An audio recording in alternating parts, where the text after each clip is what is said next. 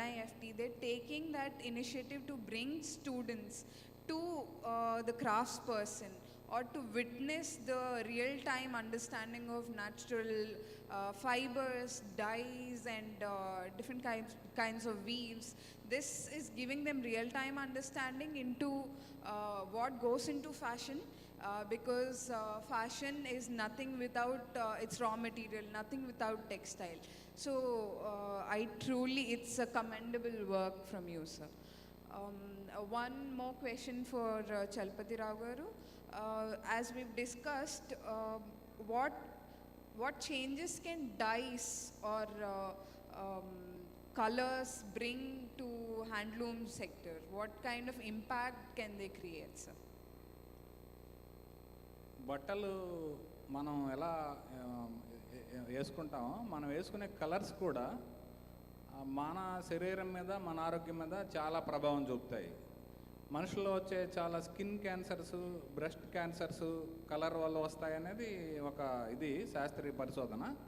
అందుకని మనం న్యాచురల్ కలర్సే వాడతాము. న్యాచురల్ కలర్స్ మనకి 1950కి ముందు భారతదేశం న్యాచురల్ కలర్స్ రిచ్గా ఉండేది. మీరు ఇక్కడ దగ్గరలో మాకు టెంపుల్ ఉంది శ్రీకూర్మం అని, అలాగే ఎల్లోరా కేవ్స్ ఉన్నాయి. వీటిలో న్యాచురల్ కలర్ తోటి వేసిన బొమ్మలు క్రీస్తు శకం 5వ శతాబ్దం నుంచి లేకపోతే క్రీస్తు శకం 6వ శతాబ్దంలో వేసిన బొమ్మలు ఇప్పటికీ ఫ్రెష్గా వేసినట్టు ఉంటాయి అన్నమాట. అంటే కలర్ కోడ్ అనేది మన ఇండియన్ న్యాచురల్ కలర్ కోడ్ అనేది ఎక్సలెంట్ కలర్ కోడ్ ఉండేది. మనం దాని అంతటి ఆ సంపదనంతా కోల్పోయాం. అందువల్ల ఏంటంటే మళ్ళీ మనం ఈ కెమికల్ కలర్స్ నుంచి బయటపడటం, ఈ న్యాచురల్ కలర్స్ని మనం కొత్తగా మనం కూడబలుకోవడం, లేకపోతే మన దగ్గర ఉన్న యాన్షియంట్ గ్రంథాల్లోంచి, బుక్స్లోంచి, వాటిలోంచి రీకలెక్ట్ చేసుకోవడం ఒకటి ప్రధానంగా చేయాలి. అసలు ఈ కలర్లోనే చాలా ఎక్కువ ఎంప్లాయ్మెంట్ ఆపర్చునిటీస్ ఉన్నాయి మనకి. కలర్ మేము న్యాచురల్ కలర్స్ డై చేస్తాం కదా, మమ్మల్ని చాలామంది న్యాచురల్ కలర్స్ అడుగుతూ ఉంటారనమాట. న్యాచురల్ కలర్స్ ఇండియాలో ఎక్కడ మీకు అంటే ఫ్యాబ్రిక్ డై ఎక్కడ ప్రత్యేకంగా దొరకదు. అలాంటి ఆపర్చునిటీస్ కనుక మన స్టూడెంట్స్, మన కొత్తగా వచ్చే ఎంటర్ప్రెన్యూర్స్ అందిపుచ్చుకుంటే చాలా పెద్ద మార్కెట్, హ్యూజ్ మార్కెట్.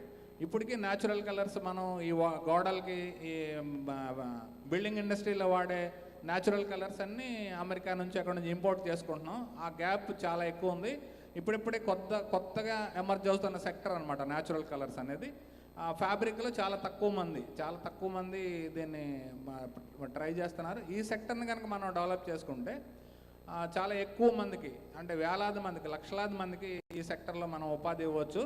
అంటే మన థింకింగ్లో కూడా కొంత మార్పు రావాలని నేను అనుకుంటాను. ఎలా అంటే ఎక్కడో విదేశంలో ఉండే ఫ్యాక్టరీ వద్దు, లక్షల కోట్లు నువ్వు ఇక్కడ తీసుకొచ్చి ఇన్వెస్ట్ చేయంటారు తప్ప ఇక్కడున్న ఎంటర్ప్రెన్యూర్స్ని, మన ఎంటర్ప్రెన్యూర్స్ని, లోకల్ ఎంటర్ప్రెన్యూర్స్ని అసలు కనీసం లోన్కి వెళ్ళినా కూడా బ్యాంక్ డినై చేస్తాడు. ఇది ఒక చాలా అంటే వాళ్ళకి విదేశాల నుంచి వచ్చిన కంపెనీలకేమో వాళ్ళకి ల్యాండ్ ఇస్తారు, వాటర్ ఇస్తారు, ఫ్రీ ఎలక్ట్రిసిటీ ఇస్తారు. మన లోకల్ ఇండస్ట్రీని మనం డెవలప్ చేయం. ఇది పోతే ఇలాంటి ఆలోచనతోటి మన local craft, local industry, local fabric, local colours అనే దాని మీద మనం వర్క్ చేస్తే గ్రామాల్లోనే మనం వేలాది మందికి ఉపాధి ఇవ్వచ్చు అనేది నా అభిప్రాయం అండి. Thank you so much, sir.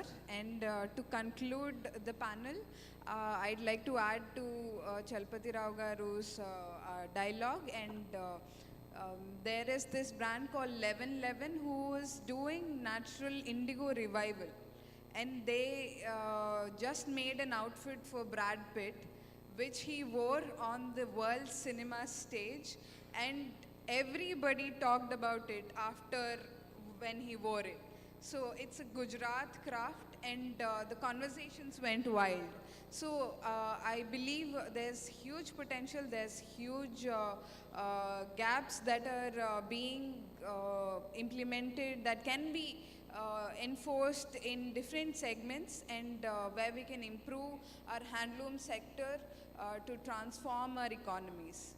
So I thank again Supriya ma'am for this opportunity, and Tej Lokesh sir and Chalpati Rao garu for this beautiful evening, and for the wonderful dialogue that we've had on handlooms and changing the economies. Thank you. Thank you so very much. That is indeed a very insightful session. Now I request Supriya Garu and